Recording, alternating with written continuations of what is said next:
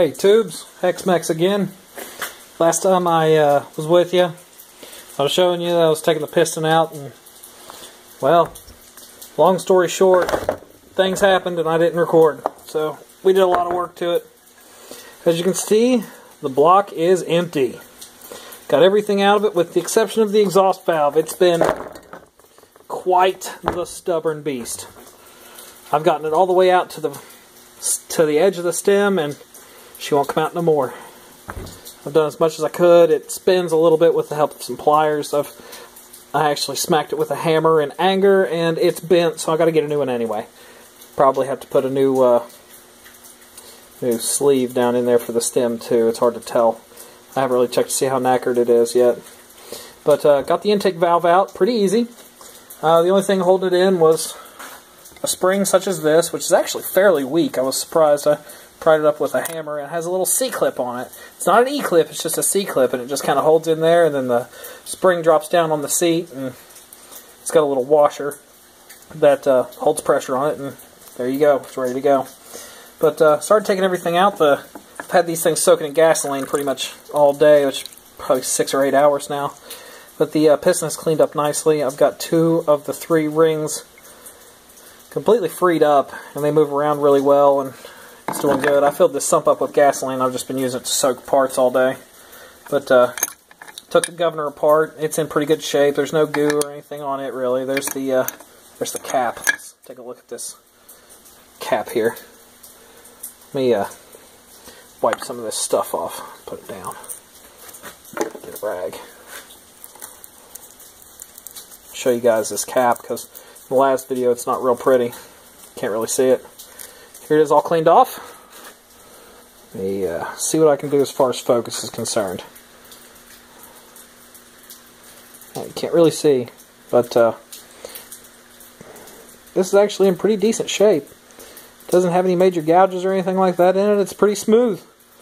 You can actually I just saw some of the machining there. See some of the machining. Very, very, very barely. That's pretty neat. So it's in pretty decent shape. I don't think this engine was ever overheated or run for an extended period of time without an oil change, things of that nature. So, back in the drink. These things have been soaking all day. I'm actually getting ready to dump this gas out and do a little bit of wiping down. But the biggest pain I had was getting this guy right here out. This is the camshaft. Camshaft, as you can see, is in really good shape. The lobes on it show very little wear. They are actually quite nice. They have a good travel pattern on it. No gouges on them. They look really swell. If I can get a good angle on it here. It's not going to happen. But they look really good. Take my word for it. And there's part of the governor assembly. It's actually attached to the camshaft. It's a little bit different than a Briggs setup. But that came apart really easily too. It just slides on there. That's about it. But the hardest part was getting that out because, well, somewhere in this mess, let's see if I can find it. There it is. Great big pin. This big pin is the bane of my existence. It was miserable to get out of there because it goes through that hole right there. Goes through that hole. And believe it or not, you can see all the way through. That's neat. But believe it or not, there's actually like a little freeze plug on the magneto side of that. And I didn't know that starting out, and I actually punched a hole in it trying to get this thing out. So I ended up starting from the other side, smacking it a few times to get the freeze plug drove out of it, and then I pushed it all the way through the other side because this is not a tapered pin. I actually took a mic to it and checked it out. It's all the same size all the way around, so I didn't have to worry about stripping anything out or getting it lodged in there real tight. So, the intake port looks pretty good. The exhaust port is yet to be seen, but I'm certain it's pretty messed up because, well, let's just say I'm not graceful with a hammer. And there's a little nipple on this that I broke off. It was too rusted out. I was trying to get it off, but let me get my handy-dandy mining light here. I'll show you. The bore here is not in the greatest of shape. It's got a lot of rust towards the top. You can see where the piston has been stuck in there a couple of times, where the rings have made nice rust areas all the way around this thing. It's god-awful. It's terrible. And I hate that, because that means I gotta figure out a way to hone it out without a cylinder hone. I figure I'm probably going to take it to a machine shop, because when I was taking the crankshaft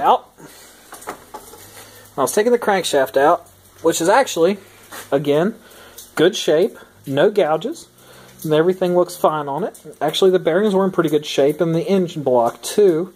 The timing gear is actually quite nice. And I was looking for timing marks on this thing, and I did not really find any to speak of, so that's something I'm going to have to research a little bit. They're probably just covered in goo and I can't see them. But when I took the crankshaft out, if you notice, well, this was an old kickstart. Has a kickstart teeth on it right there.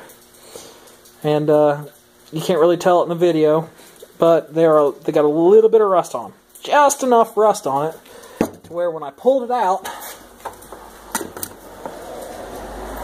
wiggle and pull and wiggle and pull and wiggle and pull, you can kind of see the scratches. There's a line right there. Let's see if we can get over here a little bit. That's the oil passage. Pay no attention to that.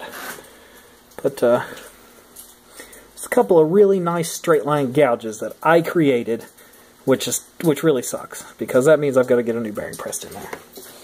And I don't know what kind of bearing it is. I'm assuming it's either aluminum or brass. Judging by the color, I'd say it's probably aluminum. Get that. Probably made at a machine shop and pressed in. Might as well get a new seal while I'm there. That was covered in gunk too. It was terrible. But here's my collection of parts. Got the cam with the governor teeth on it. Crank, head, random plate that was homemade and put on the back of it, I'm assuming to keep oil from slinging out. There's the magneto cover and front plate, or whatever you call it. ID plate, carburetor bowl, and random hardware. Bada bing, bada boom. And then my gasoline-filled sump with randomness in it. Of course, flywheel, coil, condenser, points. And forgot about my valve cover. And these two pieces of angle iron that were bolted onto the bottom. I'm assuming that's where it was mounted to something at some point. But that's the progress so far on the old Clinton. Got her completely tore down. I'm going to throw a bushing in this, or a bearing, or whatever it's called. Going to throw that in there, find a new oil seal, find a new exhaust valve, lap everything up, hope for the best, and get it all put back together and throw some oil in it. And it might be a couple weeks before you see another update on this old girl, just because of my money situation. Alright, tubes. Appreciate your time and effort. Oh, by the way, something I wanted to show you. This block, I asked a few people what they thought the year was on this block, and as you can see there, it's kind of hard to make it out. But it says 2/20 of 50. So this block was made in 1950. This is still a U.S. made, this is upside down, made in Clinton, Michigan. Clinton engine. There it is, Clinton, Michigan. This is not a... They moved to a different town that I cannot pronounce or think of off the top of my head that starts with an M. This is actually a Clinton engine made in Clinton, Michigan. Neat piece of trivia there. Old girl. Alright, tubes. Thanks a lot.